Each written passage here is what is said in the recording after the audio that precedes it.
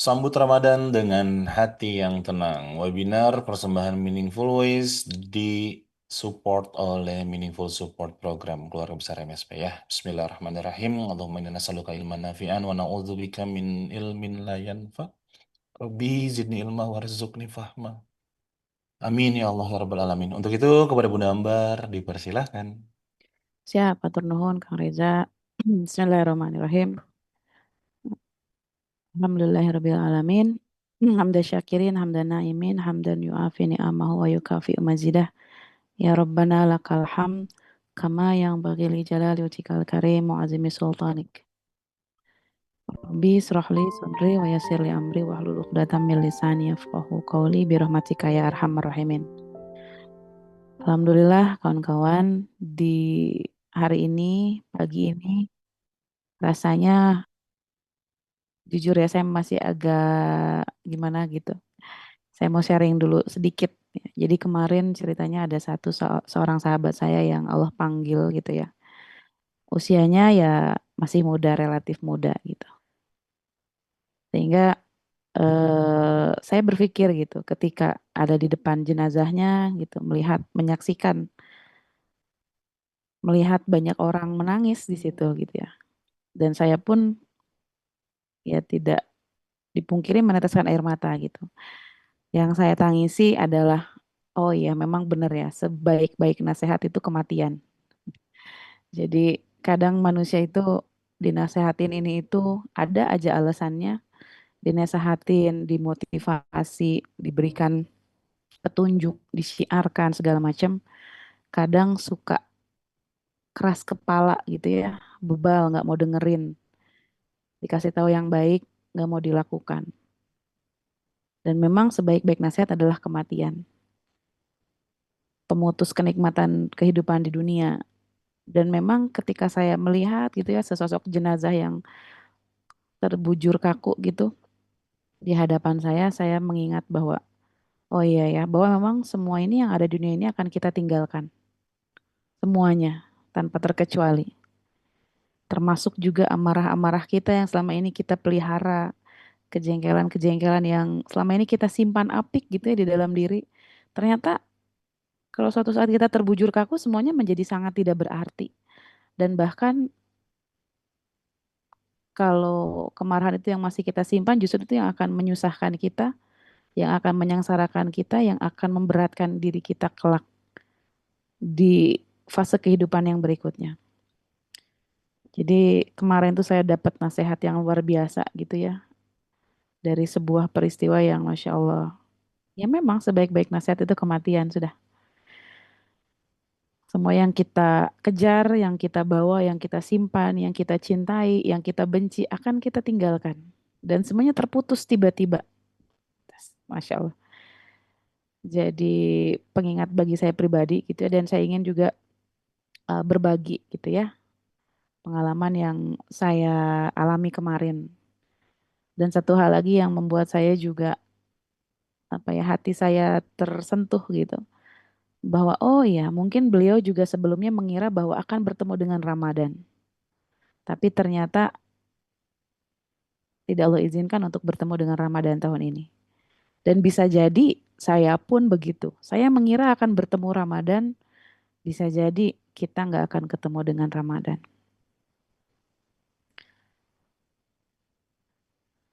ya dan kalaupun nanti Allah izinkan kita ketemu Ramadan gitu ya kawan-kawan mudah-mudahan ini jadi salah satu Ramadan terbaik kita.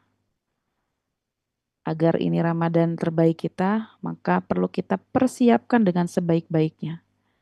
Kalau Allah izinkan kita bisa ketemu dengan Ramadan lagi, maka mari kita sambut ya dengan eh, hati yang senang, hati yang gembira, hati yang tenang, hati yang bahagia.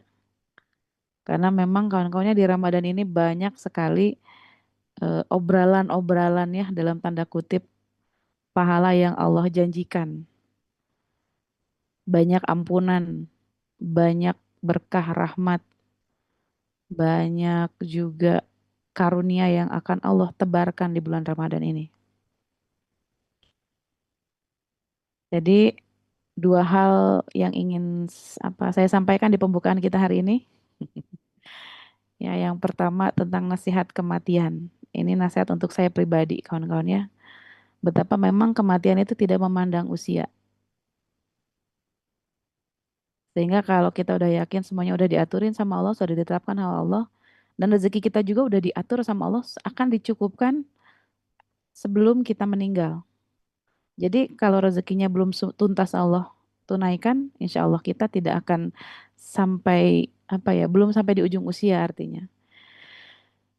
Jadi itu kawan-kawan ya, mudah-mudahan nasihat kematian ini menjadi penguat lagi bagi kita semua bahwa ya kematian bisa datang kapanpun dan mudah-mudahan ketika ajal itu datang menjemput kita, semoga kita ada dalam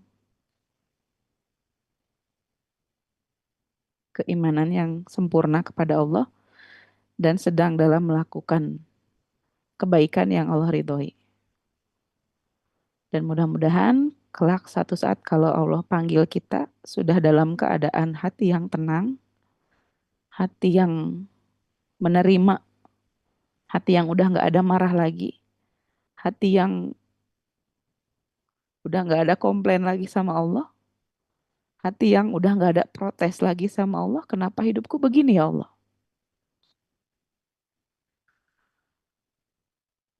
Mudah-mudahan kalau saat itu datang, kita sudah ada dalam kondisi yang benar-benar puas sama takdir yang Allah kasih.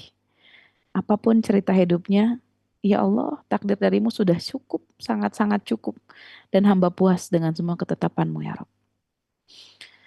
Nah, insya Allah kawan-kawan ya. Jadi mari kita menyambut Ramadan yang sebentar lagi sudah di depan mata dengan hati yang tenang. Bismillah. Nah, mengapa ini penting untuk kita bahas, kawan-kawan ya? Karena kalau nggak penting mah udah nggak usah kita bahas ya. Kita mending bobo lagi aja. Mumpung lagi hujan nih ya. Oke, jadi Ramadan itu bukan hanya perubahan pola makan, tapi perubahan kondisi mental spiritual. Ya. Kemarin kita sudah sama-sama belajar dengan Dokter Gustav ya tentang manfaat manfaat puasa dari segi fisiknya juga gitu ya. Itu banyak sekali kawan-kawan yang belum menyimak boleh lihat rekamannya, cari aja di YouTube Meaningful Ways. Di situ kawan-kawan bisa melihat insya Allah banyak kebaikan di situ ya. Yang belum subscribe juga jangan lupa di subscribe dulu. Jadi Ramadan ini bukan hanya sekedar perubahan pola makan yang biasanya sarapan jam 8, jam 9, sekarang jadi jam 3 gitu ya, jam setengah 4, jam 4. Itu kan perubahan pola makan tuh. Biasanya mungkin makannya 3 kali sehari, sekarang makannya di waktu sahur dan setelah maghrib. Jadi pola makan itu memang berubah, tapi bukan hanya itu yang berubah kawan-kawan. Tapi juga ada perubahan yang perlu ikut kita eh, bentuk gitu ya, yaitu perubahan kondisi mental dan spiritual tentu saja yang penting. Jadi gimana kondisi batin kita ini di bulan Ramadan menjadi lebih sehat mentalnya, menjadi lebih tenang, menjadi lebih kuat lagi untuk beramal solehnya, sehingga perubahan ini yang perlu juga kita kejar ya kawan-kawan. Kalau pola makan aja bisa kita ikhtiarkan, kita bisa dalam tanda kutip paksa ya untuk berubah, maka kondisi mental spiritual juga insya Allah bisa kita ikhtiarkan.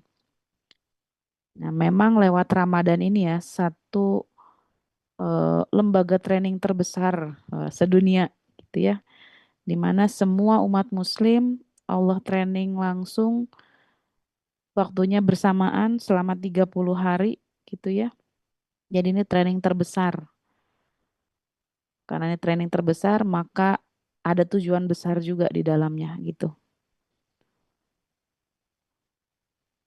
Jadi banyak perubahan-perubahan perilaku juga gitu ya sebagai medan tempat kita. Kalau dulu misalnya kita pelit gitu ya, susah ngeluarin sedekah, infak. berbagi makanan, berbagi apapun gitu ya.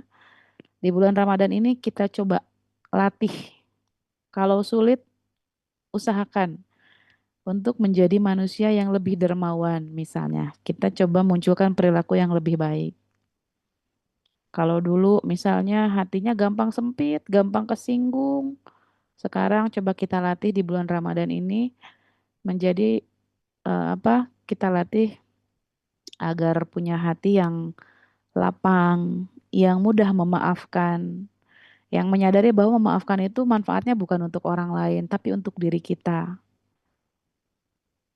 Kalau dulu misalnya bawaannya gampang senggol bacok gitu ya, gampang kesulut, manusia yang reaktif. Sekarang coba kita latih, kita ubah untuk menjadi manusia yang lebih tenang, manusia yang gak cepat bereaksi terhadap satu hal yang mungkin terjadi dalam hidup kita. Gitu. Jadi ini perubahan besar-besaran ya kawan-kawan. Dan mari kita siapkan dan mari kita rencanakan perubahan baik ini. Mudah-mudahan kalau kita niatkan, Allah akan menolong kita. Meskipun rasanya, aduh kayaknya saya sulit Bun untuk kayak gitu. Kalau Allah yang udah turun tangan langsung, insya Allah nggak ada yang sulit. Ya, jadi Bismillah niat aja dulu. Ya Allah, kami mau mengubah banyak hal dalam hidup kami ya Allah. Ya, jadi kalau kita minta tolongnya sama Allah, pasti ditolongin. Nah, yang kedua tentang apa tantangan modern ya. Jadi di kehidupan zaman sekarang gitu ya,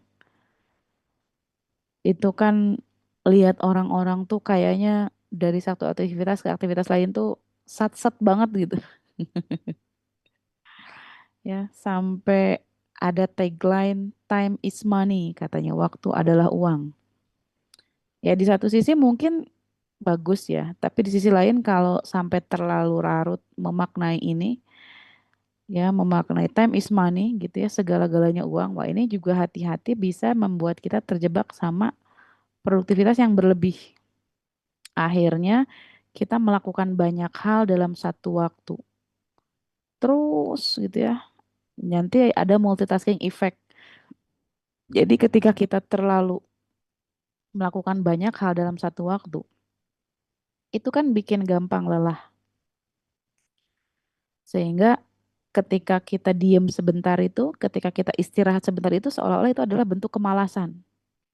Aduh, ini nggak produktif nih tiduran misalnya gitu ya.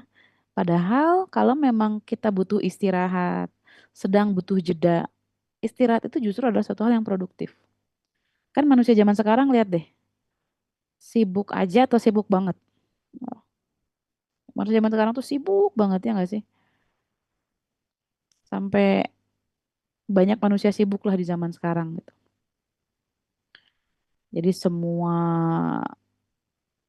aktivitas itu gitu ya dijalanin.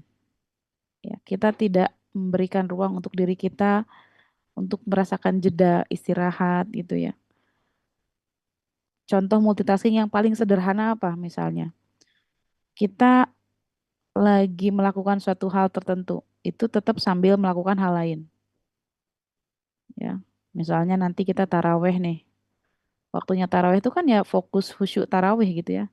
Kadang kalau kita lihat gitu ya, ada mungkin orang-orang yang ke tempat taraweh itu bawa handphone misalnya gitu ya. Jadi ketika ada khutbah, ada ceramah, atau ketika salat-salat tarawih itu tetap masih ngecek email segala macam, ngecek kerjaan gitu ya. Atau misalnya ketika makan sahur itu sambil bikin apa ya, to do list segala macam. Jadi kalau melakukan satu hal aja tuh kayaknya kayak berdosa banget gitu. Kayak nggak produktif. Jadi seolah-olah di pikirannya bahwa produktif itu adalah melakukan banyak hal sekaligus. Wah, ini ngeri banget. Nah, apalagi sampai ada tren merasa sok sibuk, ya. Hubungin sana sini, chat sana sini, telepon sana sini biar kelihatan sibuk gitu ya. Nah, hati-hati. Jadi memang manusia zaman sekarang tuh untuk diem gitu ya, menjeda diri itu kayaknya suatu hal yang mahal. Karena kenapa? Ya itu tadi ada produktivitas yang salah kaprah. Seolah-olah kita melakukan banyak hal sekaligus itu hebat, keren, ya. Padahal itu kalau kita tidak menyadari, tidak dilandasi kesadaran melakukannya itu yang akan menguras energi, tenaga, pikiran kita, ya. Sehingga kalau memang kita perlu multitasking, boleh multitasking sesekali, tapi perlu kita sadari, perlu disadarin, oh iya saya lagi multitasking. Itu akan lebih menyehatkan untuk apa ya, meregulasi alur pikiran kita biar nggak jadi chaos. Karena kalau nggak menyadari kita lagi multitasking, biasanya itu yang bikin gampang capek dan akhirnya uring-uringan. Biasanya emak-emak tuh ya kalau udah capek tuh kan uring-uringannya kemana-mana gitu ya. Mama nih capek semua, mama ngurusin, beresin rumah, bla bla bla, oh segala macam. Akhirnya konser lah ya di rumah begitu. Ya paciweuh amat gitu ya kalau kata orang Jerman mah. Nah, jadi kalau produktivitas kita berlebih gitu, ini juga perlu waspadai tubuh kita gitu. Akhirnya apa hasilnya? Badannya puasa, tubuhnya puasa, tapi pikirannya dalam mode produktif gitu, mode produksi, mode siaga. Hatinya nggak benar-benar tenang karena dia nggak benar-benar berhenti gitu. Jadi Ramadan itu cuma sekedar bekerja dengan perut kosong aja gitu, bukan sebuah transformasi. Yang berbeda hanyalah ya saya tetap melakukan pekerjaan hanya dengan perutnya kosong gitu. Itu kan jadi apa ya, kayak sayang aja gitu, jadi sia-sia. Sehingga Ramadannya itu tidak mengubah sesuatu ya. Terus solusinya gimana? Jadi Ramadan ini apa ya, mengajarkan kita untuk produktif stillness. Jadi tetap produktif tapi tetap dengan apa ya, tenang, hening gitu. Ya, bahwa misalnya ketika kita berhenti sejenak baik dari pekerjaan, dari gadget, itu justru muncul kejernihan yang meningkatkan kualitas hidup kita gitu, bahkan berkali-kali lipat. Karena di saat hening, tenang itu kan banyak ide-ide yang bisa muncul, banyak solusi-solusi yang hadir ketika kita ada di kondisi batin yang tenang, gitu ya nggak kawan-kawan. Misalnya nih kita sebagai ibu muda ini, harus ibu-ibu nih. Kita kan setiap hari tuh terpapar banyak sekali konten digital ya di media sosial. Bisa sampai ratusan, ya nggak? Benar atau benar? Ya. Sekali scrolling kan tuh berapa konten kan? Ya. Lalu misalnya kita melihat konten Instagram orang gitu, di Reels gitu kan. Yang kehidupannya kayaknya indah banget gitu ya, Ramadannya tuh bermakna, kayaknya Ramadannya tuh seru gitu. Sedangkan kita gini-gini aja gitu ya, berkutat di belakang panci, berkutat di belakang segala macam yang rasanya kok tidak senikmat dia yang ada di postingan itu. Ya kita stres karena kenapa? Menu makanan di meja makannya nggak Instagramable, oh gitu ya. Kan kalau lihat postingan orang, foto makanan tuh cetrek, cantik-cantik gitu ya. Lihat kita, ya Allah, tempe lagi, tahu lagi, mana gosong lagi kan. Itu kan kondisi apa ya? eh, karena kita terpapar informasi berlebihan. Nah, sehingga ketika kita melihat postingan-postingan orang lain berbuka gitu ya, menu-menu makanannya kok keren banget gitu. Nah, ini juga bisa hati-hati lah ya pokoknya gitu. Kok saya itu bunuh siapa ya? Ya akhirnya ngebandingin gitu. Akhirnya eh, lagi sholat tarawih ngebayangin konten yang tadi dilihat gitu ya. Merasa dirinya kurang, merasa ya pokoknya gitu deh ya. Maka hati yang tenang dalam konteks ini kawan-kawan ya, itu kemampuan buat apa ya, memasang filter spiritual in this era gitu ya kalau kata orang sekarang, di area yang banjir emosi informasi seperti ini gitu ya. Jadi bukan kita menutup mata sih ya, tapi lebih kepada memilih mana yang mengantarkan kepada ketenangan. Nggak semua postingan harus kita lihat, apalagi kita baca gitu ya, apalagi kita langsung bacanya langsung bikin sakit kepala gitu kan. Nah, ini pinter-pinter kita menyaring diri gitu. Nah, terus juga sampai kepada tantangan ini nih, kecemasan sosial di era zaman sekarang nih. Biasanya ini lebih ke apa ya, contohnya kayak FOMO gitu sama hal yang terjadi di masyarakat ya. Jadi ketika orang lain banyak melakukan itu, kita kalau nggak ikut melakukan itu rasanya kayak ketinggalan, kayak nggak up to date banget ya. Sehingga ini merasakan juga apa ya dampak yang luar biasa ya.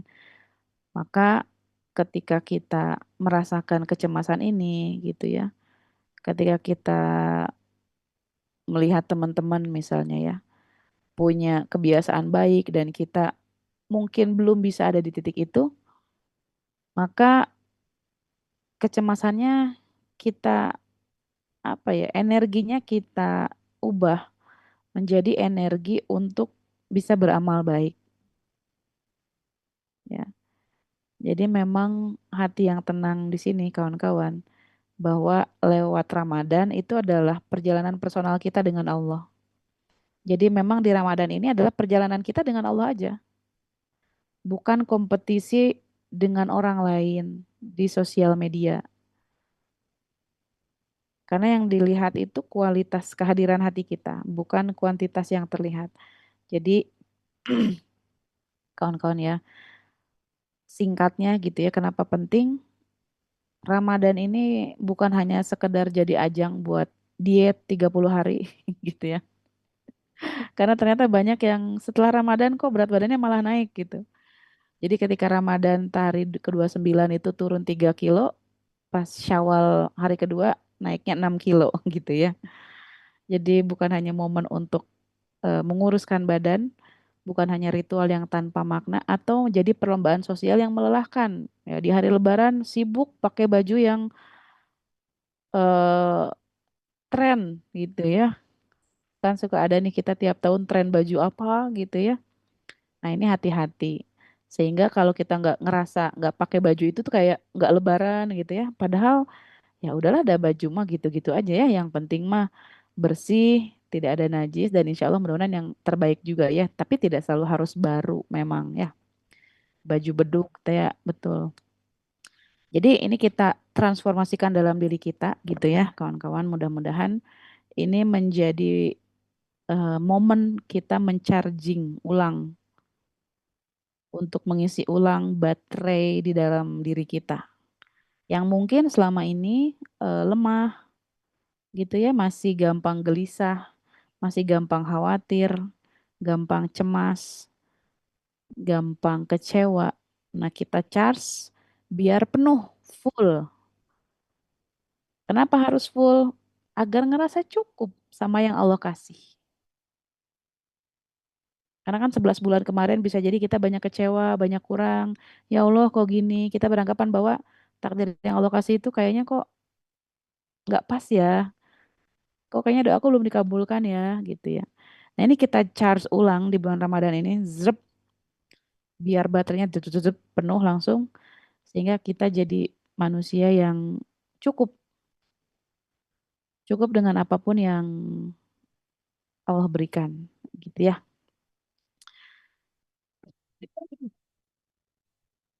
Nah ini tentang hati yang tenang. Jadi berbicara tentang apa ya hati yang tenang gitu karena kan kita judulnya menyambut Ramadan dengan hati yang tenang ya. Ada beberapa eh, jenis ya atau beberapa level mungkin tentang hati yang tenang. Yang pertama kita akan coba kupas kolbun salim atau hati yang sehat.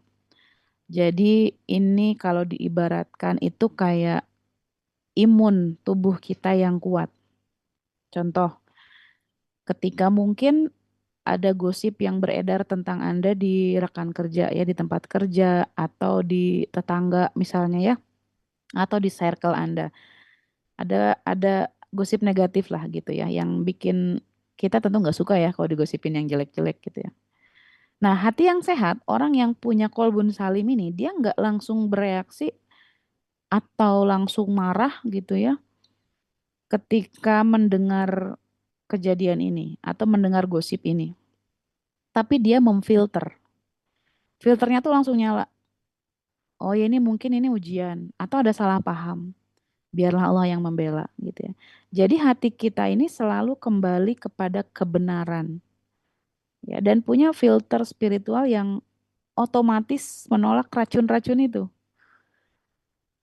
Kan kalau ibarat saringan ya, kalau dia bentuknya besar, otomatis dia akan kesaring ya enggak? Maksudnya nggak kesaring gitu, jadi ketahan. Jadi ibarat saringan gitu, itu filter. Ya.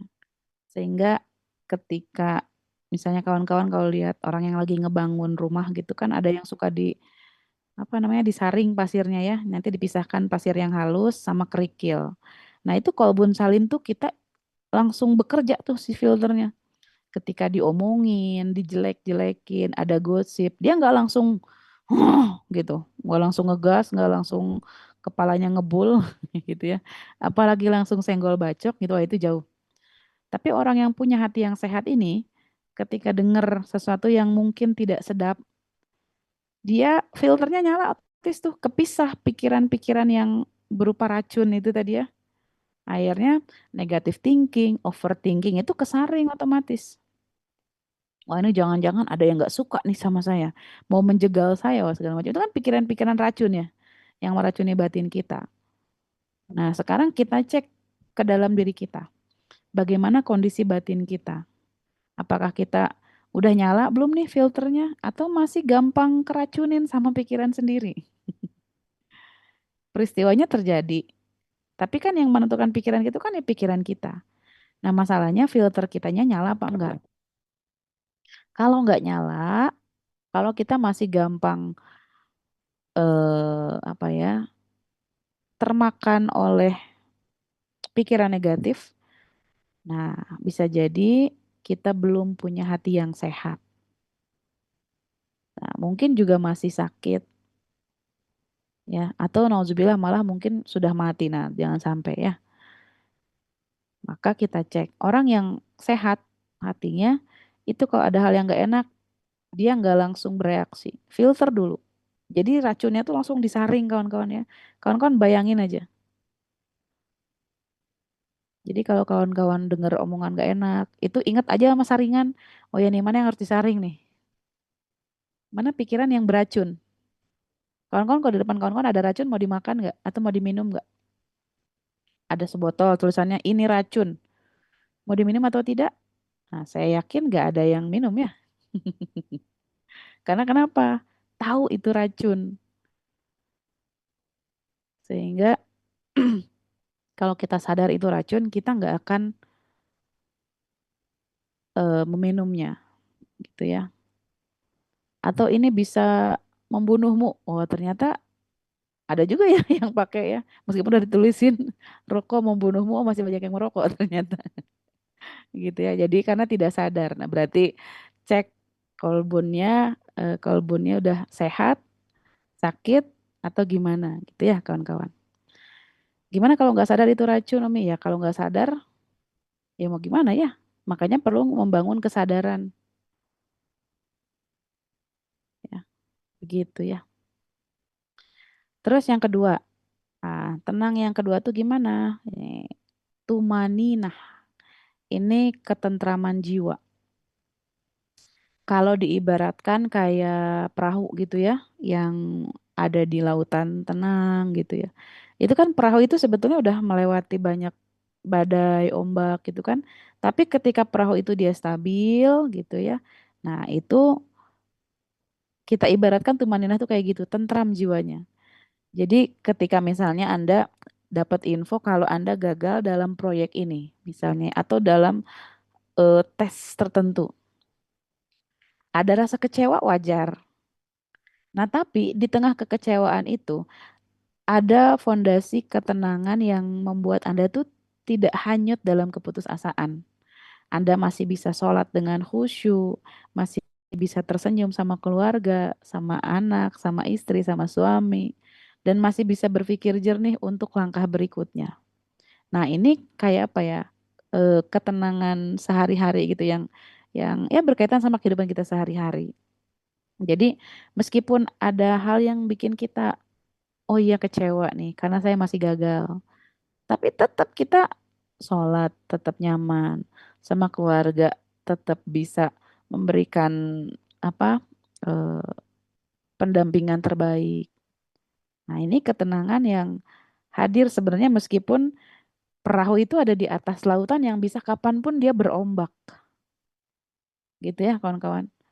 Nah, kalau kawan kan ada di kondisi ini, misalnya kawan-kawan kecewa terhadap satu hal, tapi tetap bisa stabil seperti ini, nah ini namanya tumaninah, kawan-kawan. Ya. Nah, terus yang ketiga nih, sakinah. Kalau ini sakinah ini ketentraman yang datangnya asalnya dari Allah Subhanahu wa taala. Misalnya gini, eh di ruangan ya, AC yang misalnya dia kalau ruangannya itu panas dia akan nyala. Jadi otomatis gitu. Atau misalkan dia menyesuaikan dengan kondisi ruangan. Ada kan ya yang otomatis kayak gitu. Jadi misalnya ketika Anda ada di dalam kondisi yang katakanlah kritis misalnya gitu, atau misalnya deg-degan menunggu hasil medis yang menegangkan gitu ya. Pokoknya hal-hal yang membuat kita rasanya horor banget gitu. Menakutkan, menegangkan, terus ya pokoknya dagdikduk lah. Nah, di antara kondisi yang menegangkan itu, tiba-tiba Anda merasakan ketenangan yang misterius gitu, yang tidak masuk akal secara logika. Jadi di saat kondisi lagi nggak karuan, menegangkan, tapi hati tetap terasa dingin, lapang. Padahal sebenarnya situasi objektifnya, situasi sebenarnya itu lagi mencekam misalnya. Nah, ini ketenangan ilahiyah yang diturunkan. Ya, kawan-kawan. Kapan datangnya? Itu biasanya seringkali datang di saat kita berserah total sama Allah. Di saat kita benar-benar menyerahkan secara total sama Allah. Apapun. Nah, sekarang kawan-kawan coba. Ada satu kegelisahan apa? Ada satu kecemasan apa yang mungkin masih ngeganjel?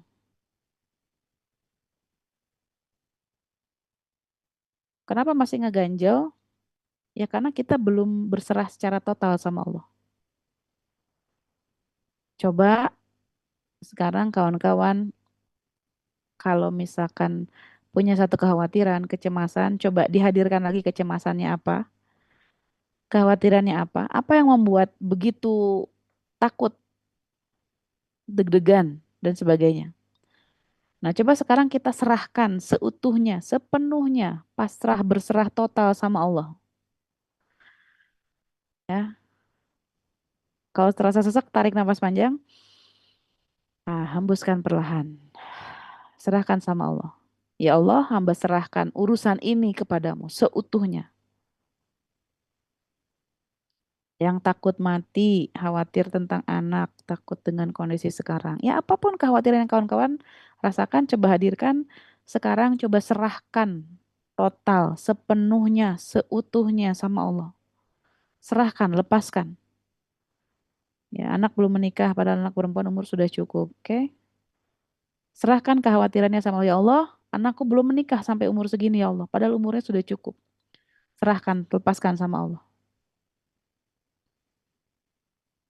Bahwa memang kita nggak bisa apa-apa, kita nggak mampu apa-apa, kalau bukan karena pertolongan dan izin dari Allah. Maka kalau kita sudah menyerahkan secara total, ya Allah, Engkau yang mentakdirkan anak hamba nikah di umur berapa. Kalau kita tahu, yakin dan sadar, serta mempercayai bahwa Allah lah yang menentukan semuanya, kita serahkan ya Allah, Engkau yang tahu siapa jodoh anak hamba, kapan dia ketemu jodohnya, bagaimana. yang takut punya mertua yang galak, nah, lepaskan, serahkan. Ya, coba sampaikan di hadapan Allah, ya Allah, saya takut, saya cemas, ini segala macam. Boleh diungkapkan rasa takutnya, cemasnya di hadapan Allah, akui di hadapan Allah, lalu serahkan secara total. Ya Allah, gimana engkau? Terserah engkau, ya Allah. Yang menurut hamba yang terbaik, belum tentu menurut engkau itu juga baik. Maka ya Allah, hamba serahkan urusan tentang ini, perkara tentang ini kepadamu ya Allah, secara total. Nah, kalau udah kita berserah tuh secara total, datang ketenangan yang di luar dugaan, di luar logika. Suasananya mungkin kacau, menegangkan, mencekam bahkan, tapi hati itu tetap dingin, tenang. Karena kenapa ya, ini ketenangan yang Allah kasih. Ini ketenangan yang nggak bisa kita beli di marketplace ya kawan-kawan. Nah, jadi kalau pengen dikasih ketenangan sama Allah, serahkan total semua urusan kita kepada Allah. Bismillah kawan-kawan ya, kita berlatih untuk menyerahkan segala urusan kepada Allah. Nah, lalu yang keempat, ini ketenangan batin, itminan. Kalau kita ibaratkan, ini biar kawan-kawan gampang membedakannya ya.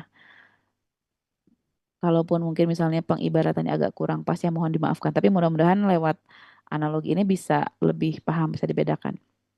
Jadi ibaratnya tuh kayak pohon yang besar ya, akarnya itu menghujam ke dalam ya.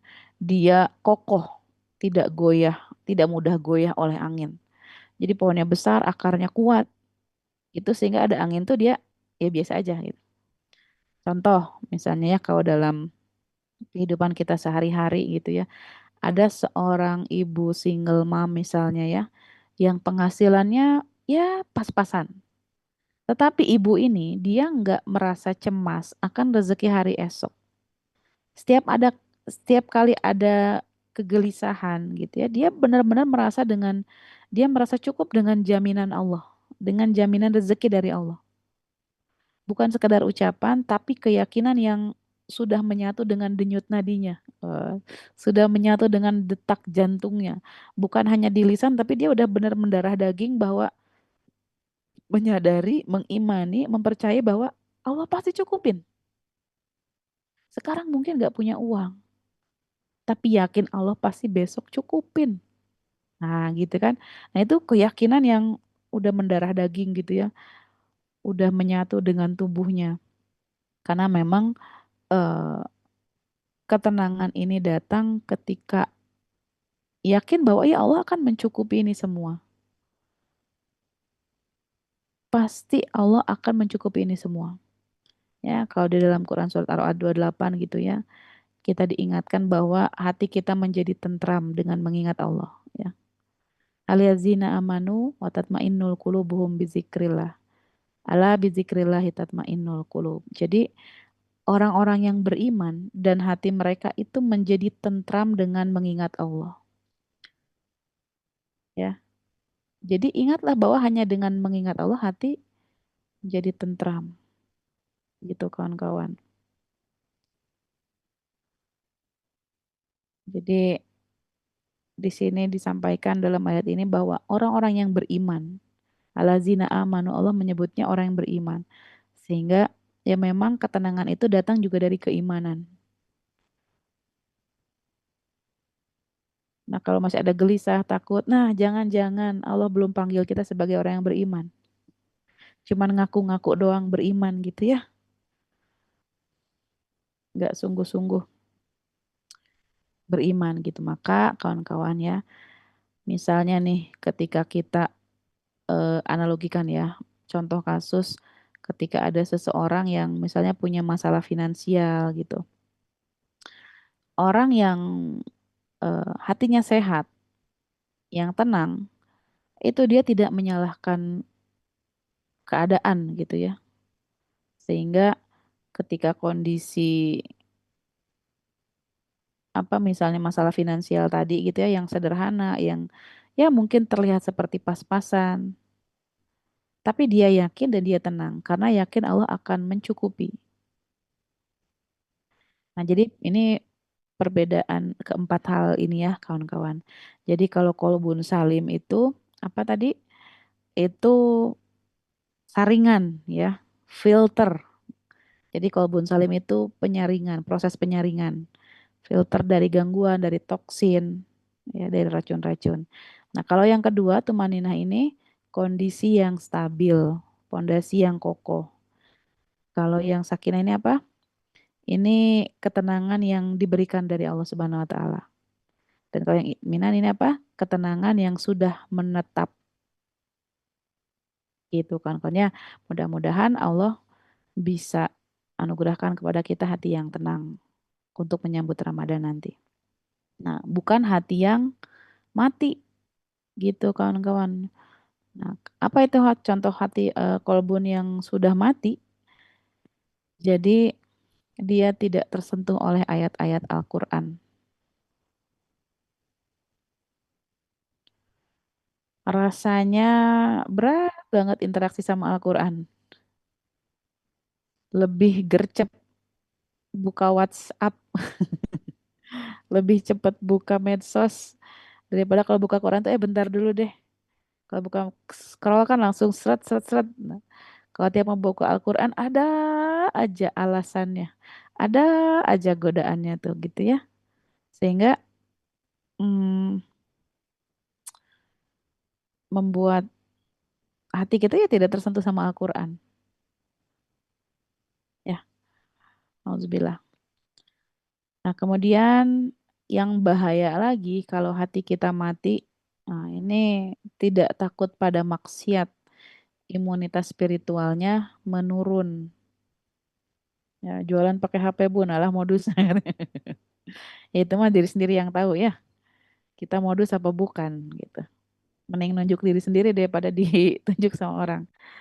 Nah ini yang kedua kawan-kawan, tidak takut pada maksiat. Nah ini hati-hati. Ketika kita melakukan dosa terus biasa aja gitu, kayak nggak ada getaran, kayak nggak ada deg-degan, kayak nggak takut, kayak udah ya cool aja gitu melakukannya. Wah ini hati-hati kawan-kawan.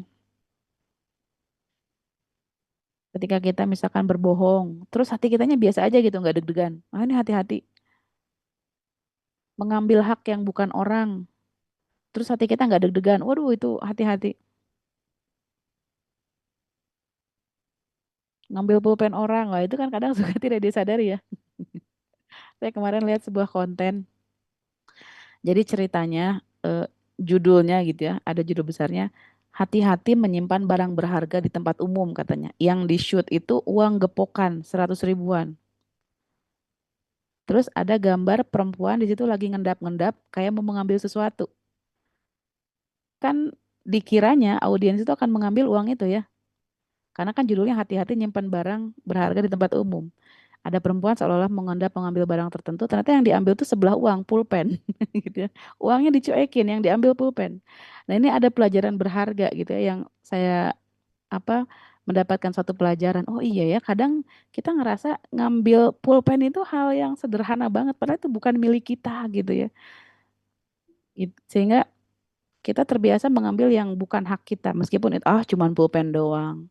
Nah, hati-hati ketika kita terbiasa apa ngambil sesuatu yang bukan hak kita meskipun itu sebatang pulpen gitu ya. Apalagi hati kita nggak berdebar gitu ya ketika melakukan kesalahan. Oh itu hati-hati. Jangan-jangan hati kita sudah mati gitu. Kayak nggak deg-degan sama sekali. Terus apalagi ya kemaksiatan itu kan banyak ya, bukan hanya dosa-dosa besar, membunuh, berzina gitu kan. Itu kan yang apa ya ketika kita melakukan dosa terus kitanya biasa aja, apalagi melakukannya tiis-tiis aja gitu kan. Wah ini mengeri. Jangan-jangan hati kita sudah mati nauzubillah kawan-kawan ya. Nah, buat nakes di RS pulpen itu harta berharga karena ketika dibutuhkan tuh suka susah mana pulpennya gitu. Nggak ngerti lah itu pulpen kayaknya masalah semua orang gitu. Pulpen, pensil, penghapus, mungkin ya kalau anak-anak sekolah. Ya, justru maksiat kecil sering diabaikan. Karena sering diabaikan jadi biasa aja. Karena terbiasa. Karena ketika melakukan maksiat kecil tuh kayak, ah nggak apa-apa, ah nggak apa-apa. Sedikit ini, oh sedikit, oh sebentar, misalnya gitu ya. Alhamdulillah, mudah-mudahan Allah jaga hati kita tetap hidup. Kalau yang mungkin selama ini hatinya sudah mati, mudah-mudahan Allah hidupkan kembali, insya Allah ya, kawan-kawan. Nah, kalau cowok apa? Korek yang sering hilang. Nah, itu dia ya. Korek kalau yang bagi merokok mah. Nah, itu yang orang yang merokok tuh orang-orang yang tidak sadar berarti Bun ya. Ditulisin racun tapi masih tetap dipakai gitu. Ya mudah-mudahan ya bisa yang berniat mau berhenti merokok, mudah-mudahan Allah berikan kekuatan. Dan di momen Ramadan ini kawan-kawan, salah satu tips ya kawan-kawan kalau yang mau berhenti merokok, itu cari satu momen yang memorable. Saya mau berhenti merokok ketika ini misalnya. Salah satunya bisa ketika Ramadan. Oh, saya Ramadan mau berhenti puasa. Atau ketika anak saya ulang tahun berhenti. Jadi ada satu momen puncak yang menjadikan itu dasar titik balik kita untuk berhenti. Jadi dari sekarang udah mulai dikurangi sampai ada di titik tanggal tertentu yang kita targetkan, itu kita bisa berhenti total. Insya Allah mudah-mudahan bisa jadi eh, membantu ya kalau ada kawan-kawan yang masih mungkin kesulitan berhenti dari merokok. Terus yang ketiga nih, cinta dunia dan takut mati secara berlebihan. Nah, hati-hati kawan-kawan ya. Jadi ketika kita cinta dunia, dunia itu bukan sekedar harta, jabatan, terus apa lagi? Ya pokoknya yang kita selama ini definisikan tentang dunia gitu ya. Bahwa dunia itu ya segala sesuatu yang ada di dunia ini. Apapun itu, pasangan, ya, keluarga, terus apa lagi? Jabatan, popularitas, nama baik, pertemanan. Nah, itu semuanya dunia. Sehingga kalau kita mencintai berlebihan, ah ini hati-hati. Apalagi melebihi cinta kita kepada Allah. Nah, ini jangan sampai ya. Nanti takutnya diuji sama kayak Nabi Ibrahim, ya yang Allah ingin pembuktian cinta bahwa Allah tuh harus di atas segalanya. Bahwa apapun yang kau cintai di dunia ini satu saat akan ditinggalkan. Dan Allah nggak mau ketika kita meninggalkan itu semua atau terpisah dari itu semua menjadi satu yang menyakitkan. Maka cintailah yang memang kekal abadi, yang tidak akan eh, apa, yang tidak akan binasa. Nah, ini agar melatih hati kita tetap hidup, kawan-kawan. Ya. Atau takut mati secara berlebihan. Nanti aku kalau meninggal gimana? Ya kalau meninggal mah dikubur ya Bu ya. Gak usah nanya gimana, dikubur pasti.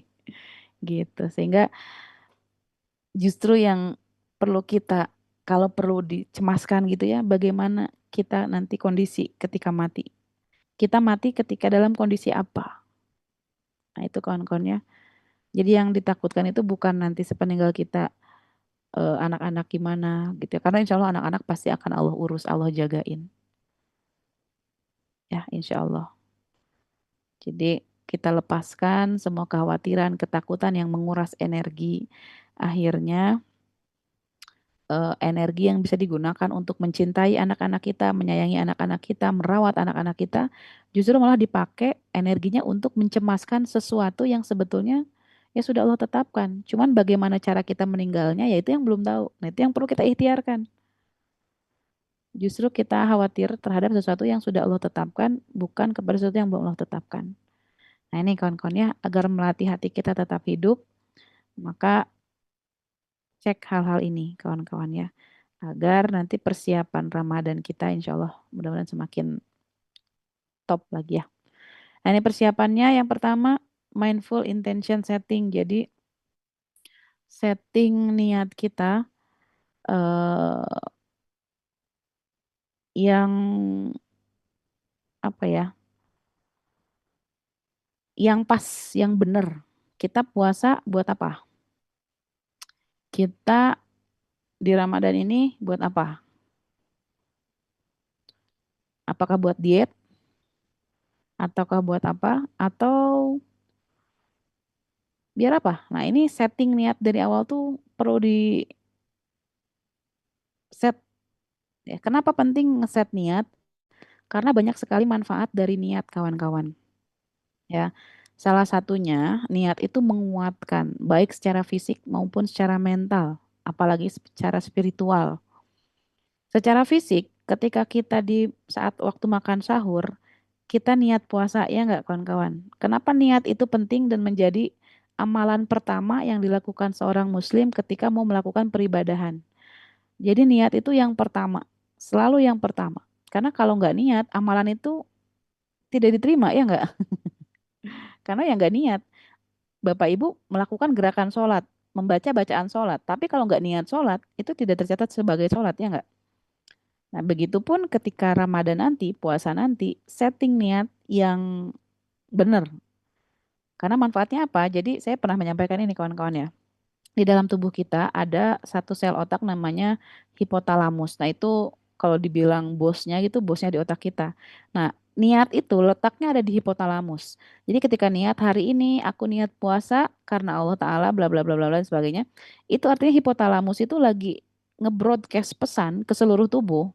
Bilang ke setiap sel jaringan tubuh bahwa hari ini kamu nggak akan makan dari jam sekian sampai jam sekian. Nah, setelah dapat broadcast dari hipotalamus nih, semua sel otot kita, jaringan kita ini mempersiapkan diri, beradaptasi. Woi, kita nggak akan makan nih sampai jam segini nih. Mereka tuh langsung menyiapkan diri untuk tidak menerima makanan, minuman. Sekian jam. Nah, efeknya apa? Sel tubuh kita ini siap untuk tidak menerima makanan. Makanya pentingnya niat itu nguatin kita. Makanya orang yang puasa itu, meskipun jam 2 lapar, dia nggak bikin jadi penyakit. Beda dengan kalau kita nggak niat puasa, terus sampai jam 11 memang nggak sengaja belum sarapan. Wah itu kan pusing, ya nggak? Asam lambung naik karena telat makan. Makanya jadi masuk angin, jadi asam lambung. Karena kenapa? Tidak ada niat. Tapi kalau diniatin meskipun kita tidak makan sahur, malamnya kita sudah niat. Biasanya kan kalau di bulan puasa tuh setelah tarawih itu dibaca niatnya ya bareng-bareng. eh, saya niat besok puasa. Sehingga meskipun kita nggak bangun makan sahur, tapi karena sudah diniatin mau puasa, itu tubuh kita menyiapkan diri. Nah itu kerennya tubuh kita ya yang Allah ciptakan itu Masya Allah. Jadi kalau hipotalamusnya bekerja, kamu niat puasa, semua tubuh beranggota badan tuh menyiapkan diri.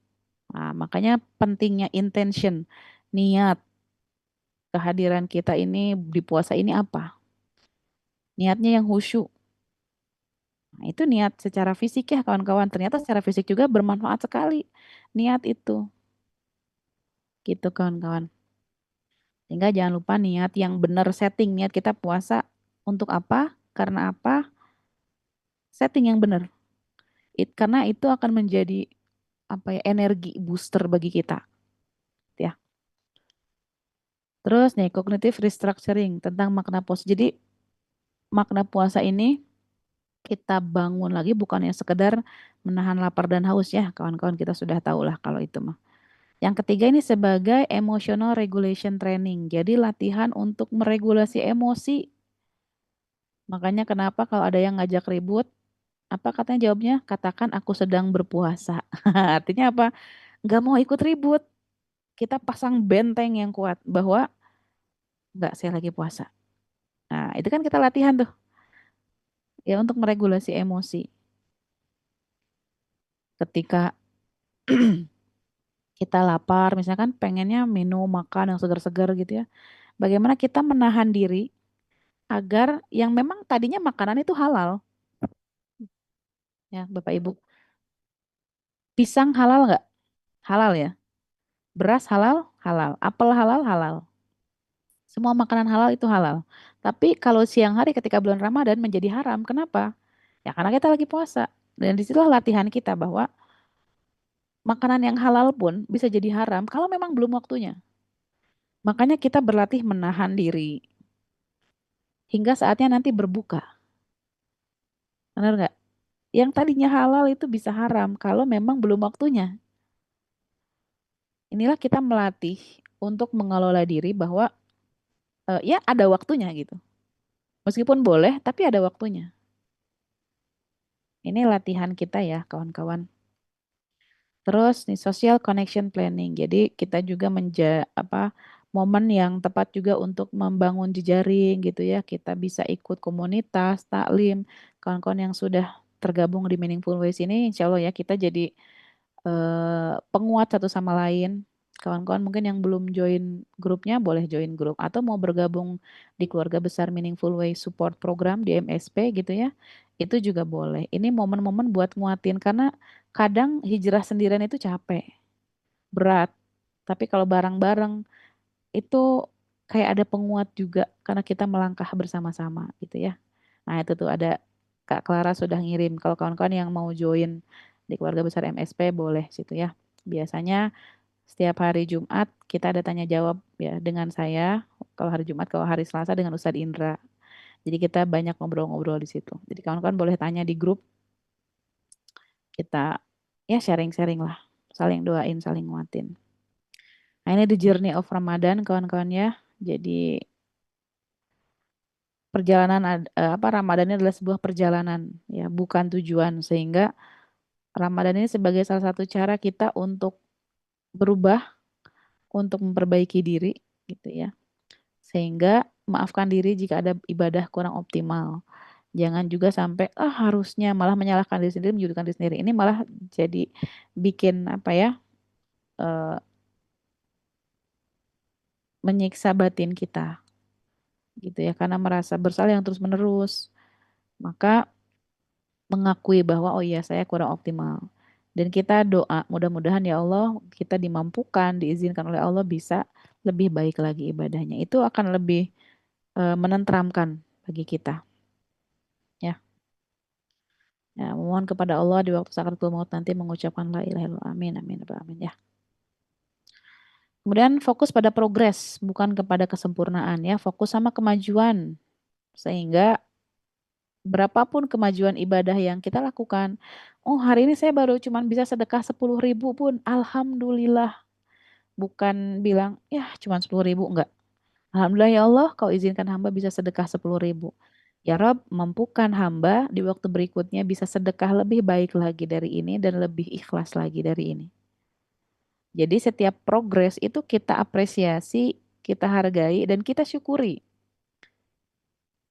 Ya, kawan-kawan hari ini yang hari Jumat gitu ya, yang mau bersedekah lebih banyak lagi dari kemarin, silahkan. Sedekahnya mau kemana? Bebas. Kemana aja. Yang terpenting terdekat dulu keluarga kita gitu ya. Yang ya ring satu dulu lah anggota keluarga terdekat kita. Kalau sudah itu semuanya aman, boleh kawan-kawan sedekah kemanapun di mana aja. Mau sedekah di MSP boleh, mau sedekah kita lagi bangun masjid juga ya kawan-kawan. Masjid Eko Wakaf, insya Allah mudah-mudahan jadi kebaikan kita juga. Sehingga sekecil apapun progresnya, sedekahnya, ya mumpung hari Jumat pagi nih, oh ini ada tuh di kolom chat ya, nomor rekeningnya yang mau sedekah di Jumat pagi ini. Mudah-mudahan sedekahnya membawa kebaikan. Sehingga sekecil apapun sedekahnya, itu kita syukuri kawan-kawan ya. Begitu. Apa slide sebelum Ramadan nih? Malah beres. Nah ini nih. Sak boleh di screenshot dulu. Yang sudah di screenshot boleh dibantu ditayangkan situ ya. Oke, dan terakhir saya ingin mengucapkan kawan-kawan selamat menyambut Ramadan. Bukan dengan sempurna tapi dengan hati yang siap untuk belajar.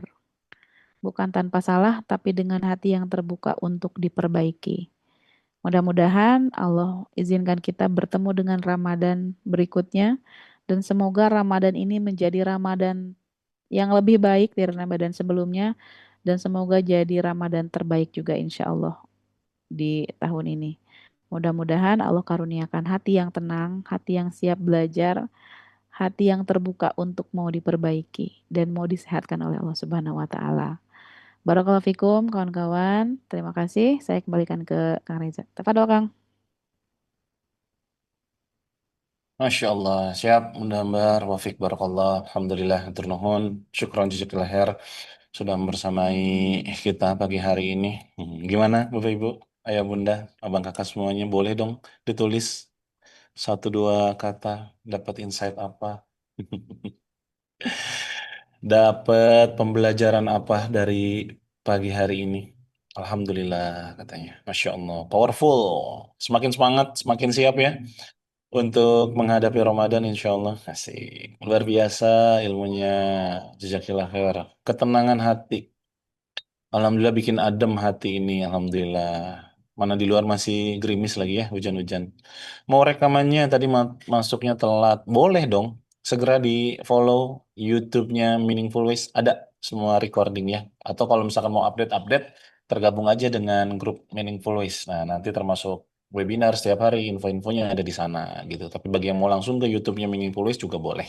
Tinggal diklik aja, dicari, di search di YouTube Meaningful Ways. Nah, nanti insya Allah ada. Nah, itu dia. Terima kasih kakak admin yang gercep. Tuh, ada IG-nya, ada YouTube-nya. Silahkan ya, di follow-follow. Nomor rekeningnya mana yang tadi? Boleh, ada juga. Silahkan. Bagi Bapak Ibu yang mau berkontribusi untuk sama-sama kita berjuang mewujudkan masjid itu dan terus support keberadaan Meaningful Ways setiap pagi ya, mengadakan webinar-webinar seperti ini, yuk boleh. Bisa langsung di scan krisnya atau bisa ke BSI 202 2120 215 atas nama Masjid Eko Wakaf. Ya, silahkan di capture aja. Berapapun sebesar rasa syukur kita, niatkan untuk menambah keberkahan ilmu yang kita pelajari hari ini juga boleh banget ya. Jadi perjalanan, jadi wasilah pertolongan Allah hadir dalam hidup kita. Silahkan beli dengan amal soleh kita. Dan untuk berikutnya, tadi bagi yang mau gabung MSP juga, seperti ajakan Bunda Ambar, boleh banget. Silahkan, ini beberapa benefit yang bisa Bapak Ibu dapatkan ketika bergabung menjadi keluarga besar Meaningful Support Program. Yang pertama dan utama tentu saja menjadi pilar utama, jadi bagian dakwah di Meaningful Ways ya, yang terus siap support dengan waktu, tenaga, pikiran, sharing-sharingnya, cerita-ceritanya, kisah-kisahnya, pertanyaan-pertanyaannya itu jadi inspirasi juga buat keluarga kita yang lain ya. Hari ini, hari Jumat, betul tadi kata Bunda Ambar sampaikan, bisa langsung tanya jawab dengan beliau. Walaupun biasanya guru kita yang lain juga suka nongol kok, tenang aja ya, ada Ustadz Indra Firmansyah di grup. Jadi silakan bagi yang mau join menjadi Meaningful Support Program, tinggal klik aja nih di kolom chat atau hubungi Kak Hadijah ya kalau mau ada yang ditanyakan. Dan satu lagi, sebelum ditutup, nih kita infokan kembali untuk Bapak Ibu yang belum bergabung di grup apa namanya? Ramadan. Nah, itu dia. 30 Days Ramadan Soul Reset. Saya yakinlah Bapak Ibu ya, mudah-mudahan bisa hadir seperti biasa selama bulan Ramadan 30 hari bersama Meaningful Ways. Nah, bagi yang ingin mendapatkan benefit-benefit tambahan, tidak hanya webinarnya aja gitu ya setiap pagi, silahkan bergabung di grup 30 Days Soul Reset bersama Meaningful Ways. Nah, karena kalau ada di grup nanti tidak hanya mendapatkan webinar setiap paginya gitu ya, karena ada beberapa benefit yang bisa Bapak Ibu dapatkan. Nah, tinggal diklik aja benefitnya apa, banyak tuh ya, insya Allah banyak yang bisa Bapak Ibu dapatkan ketika mengikuti 30 Days Ramadan Soul Reset. Ada siapa aja? Banyak, tuh ada selain Bunda Ambar dan Ustadz Indra gitu ya, sebagai pembina dan mentor kita di Meaningful Ways, dan pembicara reguler kita, Kang Novi, Ustadz Zul, kemudian siapa lagi nih? Banyak nih, ada Tegar Lica juga, ada Kang Hari insya Allah, ada Ustadz Sony juga, ada Bunda Anik. Pokoknya masuk dulu ke grupnya, biar nanti tahu update jadwal-jadwalnya ya insya Allah. Silahkan Bapak Ibu untuk bergabung menjadi bagian pembelajaran kita 30 hari memulihkan hati, pikiran, kesehatan, emosi, dan rezeki insya Allah. Itu mungkin untuk hari ini ya Bapak Ibu sekalian. Terima kasih banyak sudah hadir pagi hari ini. Dan sebelum ditutup seperti biasa kita berikan kesempatan kepada Bunda Ambar untuk memberikan satu meaningful statement pagi hari ini. Silakan Bunda. Oke, baik kawan-kawan, sebelum kita berpisah, izinkan saya mengajak kita semua untuk sejenak menarik nafas dalam-dalam. Bayangkan Ramadan itu seperti sebuah rumah tua yang sudah menunggu kepulangan kita setiap tahun. Pintunya terbuka lebar, lampunya sudah dinyalakan, dan aroma ketenangan sudah tercium dari jauh. Ya, kita sering datang ke rumah ini dengan membawa banyak barang bawaan, membawa kelelahan dari rutinitas ke kegelisahan dan beban-beban yang kita pikul. Tapi hari ini, mari kita tinggalkan semua barang bawaan itu di teras, masuklah dengan tangan kosong, hati yang lapang, dan niat yang sederhana, hanya ingin pulang. Selamat datang Ramadan, selamat pulang jiwa-jiwa yang rindu tenang. Barakallahu fikum, sampai ketemu di ketenangan yang lebih mendalam. Assalamualaikum warahmatullahi wabarakatuh. Waalaikumsalam warahmatullahi wabarakatuh. Masya Allah indah banget. Kakak operator boleh dipotong ya? Closing statement dari Bunda Ambar pagi ini, Masya Allah banget.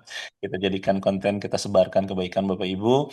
Termasuk kalau misalkan dapat insight pagi hari ini ya silahkan halal untuk disebarluaskan link YouTube-nya, kemudian dibagikan insight-nya juga ke sosial media teman-teman, ke status WhatsApp-nya, dan terus ajak-ajak lagi ya. Insya Allah semakin banyak orang yang ikut belajar bersama Meaningful Ways, semakin banyak keberkahan juga yang Bapak Ibu dapatkan gitu ya. Itu aja, sekali lagi terima kasih banyak hari ini dan mengingatkan diri saya pribadi dan juga teman-teman sekalian mumpung hari Jumat nih, hari penuh keberkahan, yuk perbanyak amal soleh kita, perbanyak baca Quran, bersolawat kepada Nabi. Oranglah udah perbanyak. Mudah-mudahan itu jadi terbaik. Kita tutup akhirin sama Alhamdulillahirabbil alamin. Subhanakallah. Asyhadu an la ilaha illa anta, astaghfiruka wa atubu ilaik. Barakallahu fikum, berkah selalu. Selamat hari Jumat, selamat menempuh keberkahan. Assalamualaikum warahmatullahi wabarakatuh. Kirimkan doa terbaiknya buat kita. Waalaikumsalam Bunda Ambar, Kak Reza, terima kasih waktunya pagi ini.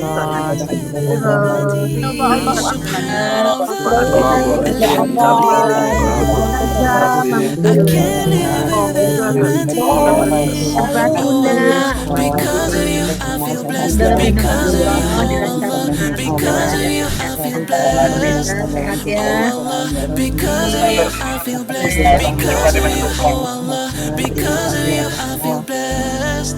You're a gift, and the more I discover, I found peace in my mind, body, and soul. Through your light, I can never be broken. You're my shelter in the time of storm. And I can't stop thinking about you. I know you're here by my side. You're the reason I feel so amazing. Thank you for being part of my life. Subhanallah, Alhamdulillah, I can't live without my deen. Subhanallah, Alhamdulillah, I can't live without my deen. Oh Allah, because of you I feel blessed. Because of you, oh Allah, because of you I feel blessed. Oh Allah, because of you I feel blessed. Because of you, oh Allah, because of you I feel blessed. Cause I follow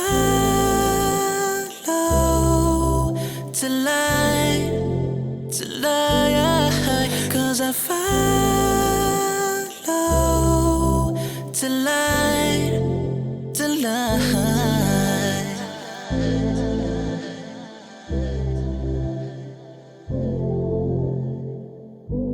Subhanallah, Alhamdulillah, I can't live without my deen.